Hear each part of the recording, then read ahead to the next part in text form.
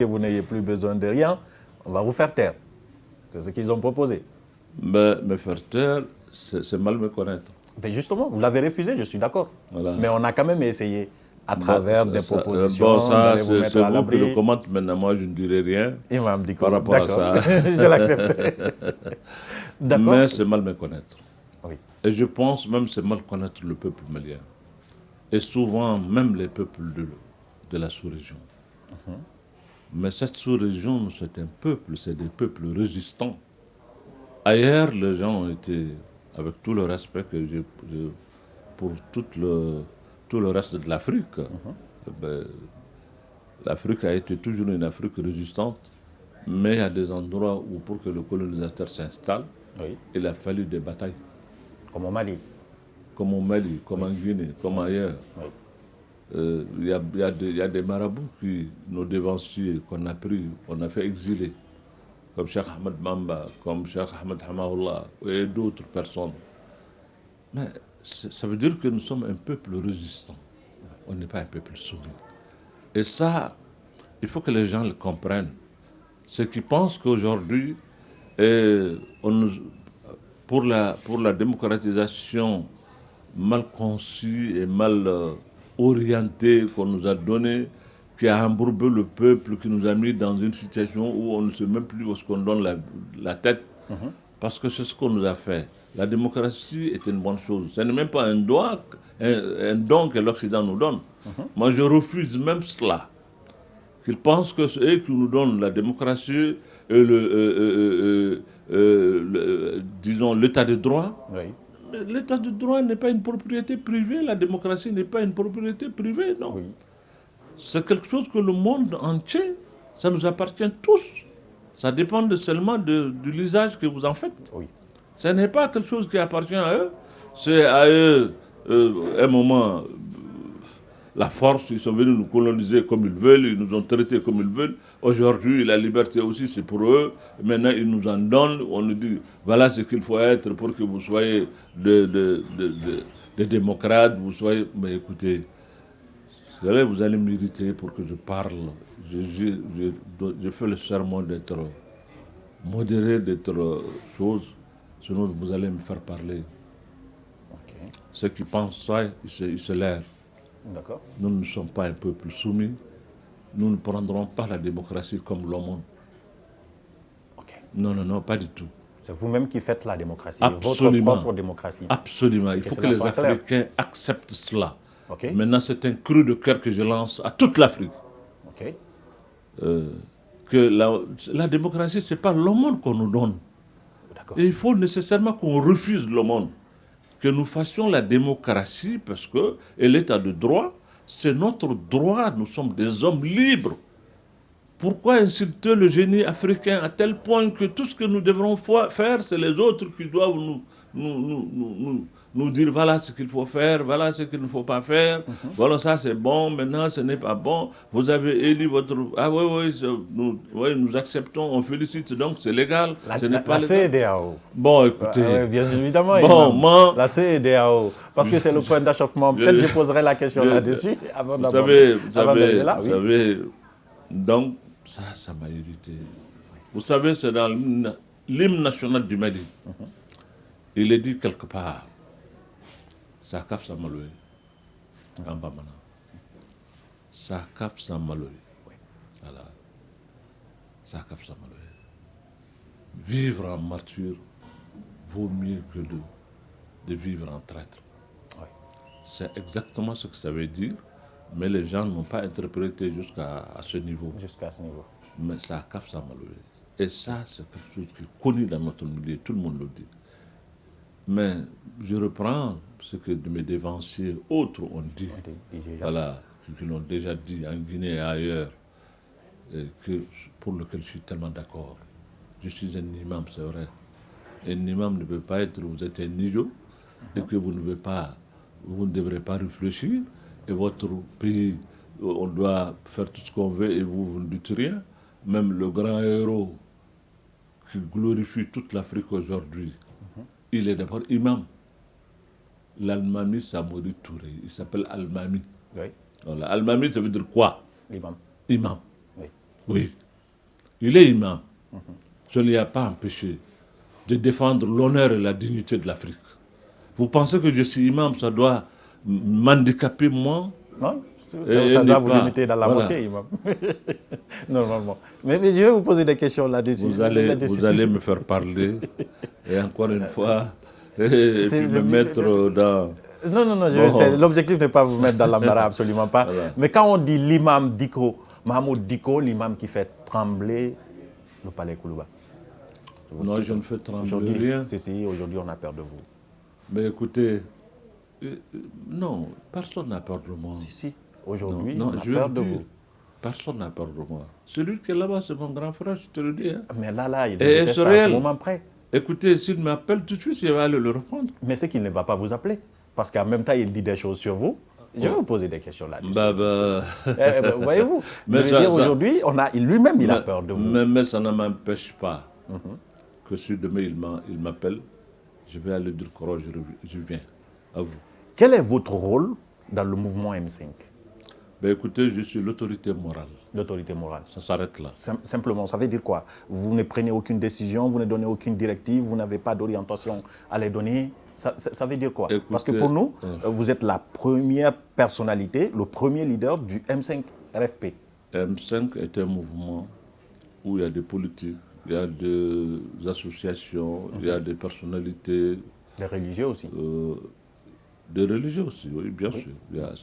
C'est un mosaïque de tout qui est là-dedans. Et moi, je suis vraiment l'autorité morale, comme je l'ai dit. Ils font leurs réunions, ils font leurs délibérations, ils font des choses. Il y a effectivement des questions sur lesquelles on demande mon point de vue. Il y a des moments où même on demande mon implication.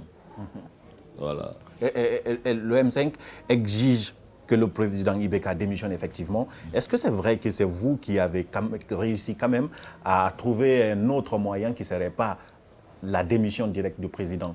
Je parlais du mémorandum qui avait été élaboré par après. Absolument affirmatif. Pourquoi vous ne voulez pas qu'Ibeka parte alors qu'il est responsable de tout ce qui arrive?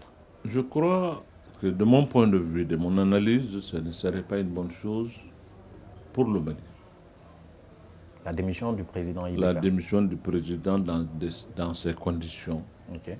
Je pense que, pour moi, dans ma façon de voir les choses, je ne sais pas comment ça va évoluer après, je n'en sais rien. Mais en tout cas, jusqu'à une date récente, je pensais, moi, que ce n'est pas la bonne position.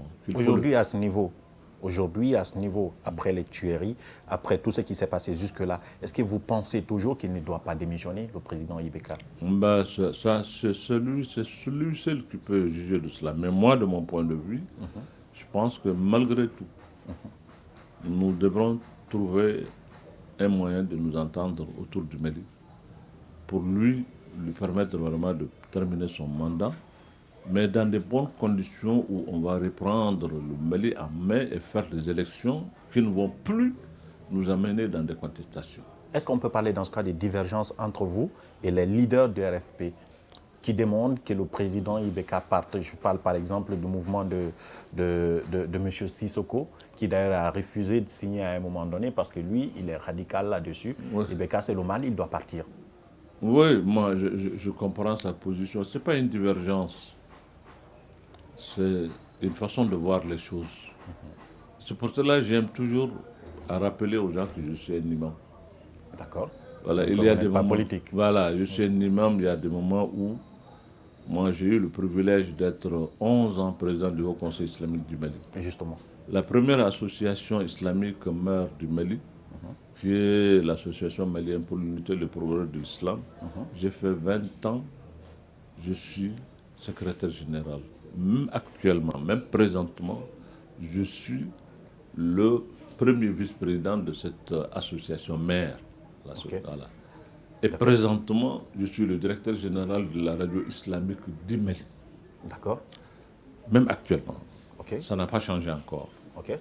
C'est pour vous dire que j'ai moi-même participé à beaucoup de négociations, beaucoup de médiations pour calmer la situation au Mali. entre le syndicat et le gouvernement, entre des tierces personnes, dans les mosquées, partout en République du Mali, je me suis déplacé pour aller chercher à réconcilier. Oui, effectivement. Et ça nous a étonné d'ailleurs que vous, qui avez toujours été médiateur dans les crises, vous devenez aujourd'hui une partie prenante dans la crise au Mali. Je ne suis pas... moi, je ne vois pas la chose comme ça. C'est pour ça que je vous ai dit, quand les griots, les femmes, les notabilités, les gens, tout le monde est venu me voir, je me suis senti dans l'obligation quand même de respecter la tradition, la culture, la façon de faire de notre pays. Et je voulais que le M5 partage ça avec moi. Nous ne pouvons pas rester sur une seule position. Je leur demande vraiment de céder. La décision du président aujourd'hui n'est pas opportune. Et avec la communauté internationale, ça va nous mettre dans une situation difficile. Ce n'est pas, il ne faut pas le chercher, ce n'est pas bon. Et c'est ce qui risque, ce qui est en train d'arriver. Parce qu'après, le M5 a refusé la proposition de la CEDEAO, la proposition de reprendre les élections législatives partiellement en faisant démissionner les députés mis en cause, la formation d'un gouvernement d'union nationale, la recomposition de certaines institutions, ainsi de suite. Mais le M5 dit qu'il ne participera pas à un gouvernement d'union nationale dans ces conditions-là. La CEDEAO n'aurait-elle pas compris le problème du Mali pour que la solution ne soit pas prise? Bon, moi, j'ai beaucoup de respect pour cette organisation, la CEDEAO, dont la naissance a eu lieu dans ce pays, au Mali. Effectivement. Donc, nous avons beaucoup de respect pour l'organisation. Je l'ai dit aussi, l'organisation, pour nous, c'est comme quelqu'un qui a sa maison entre eux, des maisons de voisins. Même pour aller à ton champ, il faut traverser la maison de l'autre. Le Mali se retrouve dans cette situation aujourd'hui. Je crois que tout cela nous oblige aujourd'hui à être pondérés et à écouter nos frères. Tant que c'est eux, et c'est eux seulement, je pense qu'on doit les écouter. Maintenant, quand ça va au-delà, et qu'on a l'impression que maintenant c'est des ultimatums, c'est des trucs qu'on nous met, c'est des menaces, je crois que ça, les gens se trompent. Pour cela, j'ai parlé de ce que je viens de dire. Oui. Moi, je préfère mourir en martyr que de vivre traître. Pensez que la CEDEAO n'est pas toute seule? Il y a l'implication des puissances internationales. La France, par exemple. Ben moi, je ne parlais pas d'un pays. Mais je sais que la CEDEAO aujourd'hui vit avec le monde. Elle n'est pas indépendante, la CEDEAO. La CEDEAO aussi est dépendante du reste du monde. D'accord. Notamment de la France. La France qui a des intérêts je ici. ne sais pas. Vous avez l'Union africaine, vous avez les Nations unies, vous avez beaucoup d'organisations, l'OCI, etc., etc. Ils sont nombreux. Oui, mais la France surtout, Imam. La France est un pays ami. Oui, c'est un pays avec lequel nous avons des relations historiques et stratégiques. Effectivement. Les ignorer, c'est avoir de la myopie politique. Moi, je n'ignore pas ça. Mais il faut que la France accepte que nous sommes un pays souverain. Et ça, cette souveraineté, j'en suis jaloux. Est-ce que la proposition de la CEDEAO pourrait émaner de la France? Je n'en sais rien. Il faut poser cette question à la France, à la CEDEAO. Quand vous dites que la CEDEAO, quand vous pensez que la CEDEAO, elle n'est pas indépendante, ça veut dire, est-ce que ces décisions, est-ce que vous pensez que dans le reste du monde, il n'y a que la France qui peut influencer la CEDEAO? Parce que la France a quand même assez de militaires et parfois qui meurent sur le sol malien. Ça veut dire que la France a des intérêts. L'une des revendications du M5-RFP d'ailleurs, c'est le fait que la France veuille maintenir IBK au pouvoir parce que IBK défend mieux les intérêts français sur le sol français. Mais sur ce plan, la France se trompe dans ce cas. Ok. Je pense aussi à quelqu'un qui menace vraiment les intérêts des Français, c'est ceux qui gouvernent mal dans ce pays.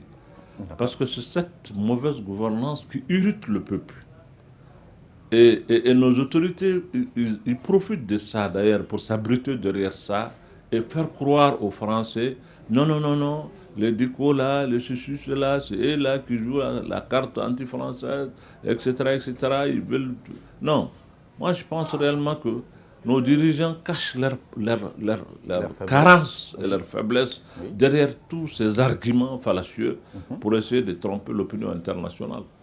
Et la France n'a pas intérêt à comprendre ça comme ça. Vous pouvez, je le dis, je le retiens. Moi, je suis un individu, ma vie ne coûte rien. Peut-être si je meurs demain, il y aura des millions de dicots dans le pays. Mais ce que je tenais à dire, ceux pour lesquels on m'a diabolisé, on m'a qualifié de je ne sais pas quoi et quoi, je dis ce qui est au fond de moi. Je pense vraiment, même la lutte qu'on est en train de mener contre le djihadisme, on se trompe de la manière dont il faut mener cette lutte. Vous ne pouvez pas mener une lutte dans un pays au nom d'un peuple qui n'est pas impliqué dans cette lutte. Et vous ne pouvez pas la gagner. Pas possible. D'accord. Vous ne pouvez pas la gagner. Et nos dirigeants, c'est ce qu'ils font.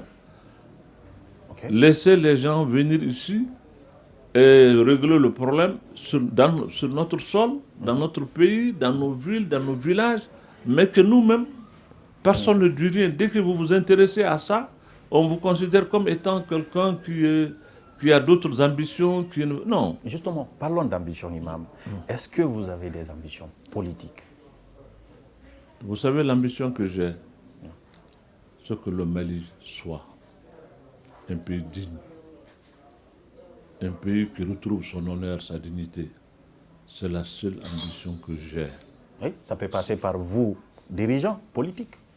Ça peut passer par moi pour la lutte que je mène, mais pas pour être demain à Koulouba comme les gens le pensent. D'accord. Donc c'est Vous savez, il y a beaucoup de gens qui ont lutté pour ce pays, qui n'ont pas été à Koulouba.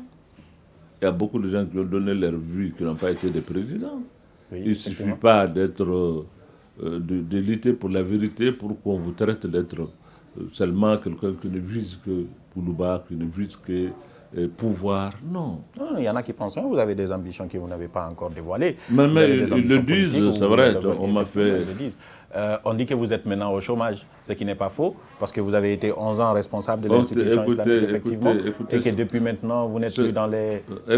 Vous n'êtes plus dans rien. Écoutez, ceux qui pensent que j'étais dans le chômage, ils ne connaissent pas. Moi, là où j'étais là, mais je ne percevais pas un franc. Ok. Président du Haut Conseil, je n'avais pas de salaire. Ok. Va aller leur demander, c'est un travail bénévole. Effectivement, mais au moins c'était une institution reconnue par l'État. Aujourd'hui, vous n'êtes dans aucune institution reconnue. Mais je vais vous dire tout simplement, je veux que vous m'entendiez et que vous écoutez ça bien. Je le dis, c'est dans un média que je suis en train de le dire. Vous savez, au Haut Conseil, j'étais là-bas jusqu'à quitter, je n'ai pas reçu une seule fois une subvention de l'État malien. Et moi, je n'avais pas de salaire. Pendant 11 ans. Même pas le ticket d'essence, je n'en avais pas. Je vais vous dire quelque chose qui va vous étonner. Le coursier qui était là, le gardien, c'est moi qui me débrouille pour les payer. Donc, ce n'est pas un problème. Quelqu'un qui était dans des privilèges, il était dans d'autres trucs, il a quitté, maintenant il fait une guerre. Non. Moi, pendant que j'étais dans le Haut Conseil, ça me retenait beaucoup. Parce que le fait que j'étais président de cette institution, il y a des choses que je ne pouvais pas me permettre. J'avais quand même un devoir de réserve par rapport à beaucoup de situations. Effectivement. Parce que le Haut Conseil, il faut qu'on se comprenne. Quand nous avons conçu le Haut Conseil et que le gouvernement a accepté que le Haut Conseil soit, il y a des choses de garde-fou que nous avons mis pour que le Haut Conseil ne soit pas un instrument de l'État. D'accord. Ce n'est pas une nomination. Ce n'est pas l'État qui désigne le président du Haut Conseil. C'est la communauté musulmane qui se réunit dans toutes ses composantes pour faire un congrès, pour élire le président du Haut Conseil islamique. Ah, ok. Et le Haut Conseil joue le rôle d'interface. Ce n'est pas un instrument du gouvernement qui doit forcément jouer seulement la position du gouvernement. C'est ça l'erreur qui arrive à certains. Parce que cette lecture qu'ils ont de la chose, le gouvernement a toléré, a accepté qu'il y ait un instrument. Parce qu'après la démocratisation du système et l'ouverture et le multipartisme, il y a eu des multitudes et des centaines, voire même des milliers d'associations islamiques. Donc il fallait trouver un organe fédérateur qui va jouer le rôle d'interface entre l'État et la communauté musulmane, pour que les interlocuteurs ne soient pas multiples. L'idée vient de là-bas, parce qu'on pense qu'à travers le Haut Conseil, vous avez bénéficié du soutien des pays du Golfe, par exemple l'Arabie Saoudite, qui vous finance et qui voudrait d'ailleurs que vous créiez cet État islamique au Mali. Imam Dicko, vous arrivez, ça vous fait rire? Mais ça me fait rire. Hein. Pourquoi ça vous fait rire? Ça me fait rire parce que je pense réellement, je l'ai écouté, j'ai vu même des articles dans des journaux que je respectais beaucoup, comme Jeune Afrique, qui dit que moi j'ai beaucoup de réseaux, que j'ai des réseaux dans les pays du Golfe, que dans... C'est faux. Mais écoutez, ça m'a fait rire tellement qu'il y a des pays qu'il a cités, je n'ai jamais mis pied. D'accord. Je n'ai jamais été au Qatar, par exemple, jusqu'aujourd'hui où je vous parle. À Abu Dhabi, j'ai été une seule fois où un éminent, vraiment, ouléma, une éminente personnalité qui est Abdallah Ibn Bayya, un Mauritanien d'origine, qui a un truc, un club qui milite pour la paix et le dialogue entre les différentes religions. Il fait des colloques. Il m'a invité une seule fois, j'ai été, sinon je n'ai jamais vu les Émirats arabes. En Arabie Saoudite, j'y étais, mais allez-y demander aux Saoudiens dans quelle année ils m'ont financé, dans quoi. Mais nous sommes dans un monde où tout ce qui se fait, c'est ça. Oui. Moi, je n'ai même pas de compte bancaire. À Bamako, on va voir toutes les banques, tu n'auras pas dans une seule banque, là où il y a le compte bancaire de M. Dicko.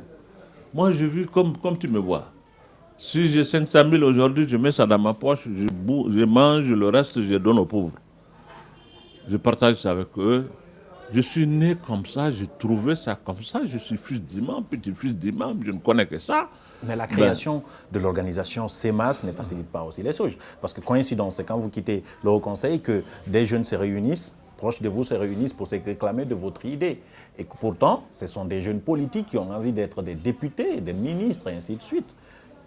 La CEMAS, quel est votre rapport avec la CEMAS? Écoutez, si je vous le dis, ça va vous faire rire. Okay. Parce que difficilement vous puissiez me croire. Non. Pardon. Et beaucoup de gens ne me croient pas quand je parle. Parce qu'ils ne peuvent pas comprendre certaines choses. Allez-y, on va essayer. Il y a des coïncidences, il y a des choses qui se font. Ça ne peut pas se comprendre. Je vais révéler quelque chose qui est un secret aujourd'hui. Mais les acteurs vivent. Je ne voulais pas le dire dans les médias, a fortiori les médias étrangers. Mais je suis obligé par honnêteté pour le dire. Pour vous dire qu'il y a des choses qui m'arrivent comme ça, et je me retrouve au centre de la chose. Il est difficile pour moi d'expliquer comment tu es là, au hasard, c'est pas possible. Tu l'as voulu. En 2012, le président Amadou Toumani Touré, c'est moi, quand il nous a invités en tant que Haut Conseil islamique autour de quelque chose, je lui ai posé la question. J'ai dit, Monsieur le Président, au nord de notre pays, aujourd'hui, ça ne va pas. D'habitude, les rébellions, ils ont de revendications d'ordre politique, économique, mais maintenant, on parle même de religion. Okay. Mais qu'est-ce que tu en penses? Nous sommes l'organe qui est là, qui parle au nom de la religion. Qu'est-ce qu'on peut faire dans ça? Okay. Celui qui m'a répondu, il est vivant, hein, il est à Bamako encore. Oui, le président ATT. Absolument, il est vivant. Il m'a dit, tu sais, toute cette affaire-là, ça tourne autour d'un homme. J'ai dit, mais il est qui cet homme? Il m'a dit, c'est Iyad. Agali? Oui. Okay. Il a dit, mais Iyad, président, vous le connaissez? Vous avez fait de lui-même un vice-consul. Il était votre collaborateur. On le connaît tous. Il était là, sa maison est là, ses frères sont là, tout le monde est là. On se connaît tous. Pourquoi on ne cherche pas ce monsieur-là à l'attraper et parler avec lui pour lui dire qu'il est en train de nous amener dans une aventure sans issue? Qu'on lui parle. Maintenant qu'il parle de l'islam, nous, on peut lui parler. Parce que moi, quand je le connaissais, il n'avait rien d'islam. Voilà. D'accord. Mais puisque maintenant il est devenu islam, on peut lui parler. D'accord. Attendez qu'on lui parle. Il m'a dit d'accord. Nous sommes redescendus. On a constitué une commission pour chercher à établir le contact avec les gens de Kidal. Parce que alors c'était le chef même de tribu de Kidal, qui était le président régional du Haut Conseil islamique. D'accord. Nous avons établi alors, une relation avec lui pour qu'il nous facilite le contact avec eux, pour qu'on puisse leur parler et faire éviter à notre pays le pire. On a fait de moi. Tous les jours, je suis avec eux. Cherchez-nous, faites-nous. Et en fin de compte, ça n'a pas abouti. Ça n'a pas abouti. Il m'est revenu des propos qu'on a attribués au président, qui m'ont très très choqué. Et j'ai cherché à le voir. Je vais vous dire quelque chose, hein. C'est un témoignage. Cherchez à le voir. C'était le lundi 20 mars. Je l'ai vu vers 12h35 dans son bureau à Koulouba. Je lui ai dit, Monsieur le Président, il m'est revenu ce que vous avez dit